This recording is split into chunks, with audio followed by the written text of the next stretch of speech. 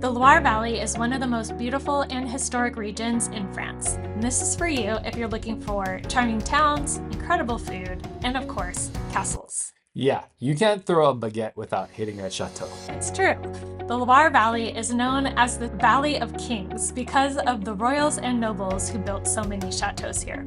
The most famous ones are definitely worth visiting. My personal favorite are the gardens at Villandry, but honestly, even the smaller ones are cool to see. Right, so if castles are the first reason to visit, what's the second? One of the things that I've always appreciated here is the chance to practice speaking French. Unlike in Paris, where people often switch to English, folks in the countryside are more likely to let you practice, so it's a good place to build confidence if you're learning the language. All right, next up is food. Right, like everywhere in France, the food is amazing. We're talking bakeries, cheese, fresh produce, it's all fantastic. Michelle's aunt showed us around the different places she shops, including a local cheese farm. Not only is the quality really great, but the produce here is a lot more affordable than in Paris. Did you enjoy cooking every day? I loved it. I mean, for those of you who love to cook, like me being able to go to any grocery store, farmers markets, and just being able to try different ingredients, I was just in my happy place. And it's a lot more affordable than going out to eat.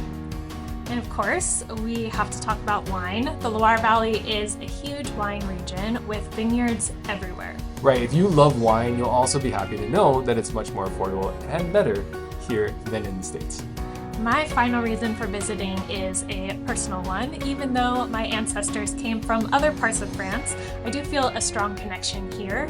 So my aunt and uncle bought this historic farmhouse that we're in right now, which my grand-mère used to love visiting, and just seeing her old photos here just makes it extra special for me. All right, if you're planning a visit, here are a few things to keep in mind. Yeah, number one, having a car makes a big difference.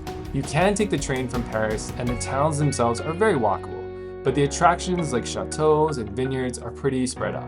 Number two, consider coming in the off-season. This was actually our first time visiting in winter, and while it can get cold and rainy, we lucked out with great weather. But spring and fall are probably the best balance for avoiding crowds. Number three, get outside and explore. The Loire Valley has amazing walks and biking routes, including one of the paths to the historic Camino de Santiago pilgrimage. Thanks to some Google Maps research, we also found a well-marked walking loop around the fascinating troglodyte villages, which is where people built into the cliffs and caves that had been quarried for stone. And if you're like me, you can just walk from bakery to bakery and call that a hiking route. If you're ready to plan your own trip with ease, remember that we've got resources to help.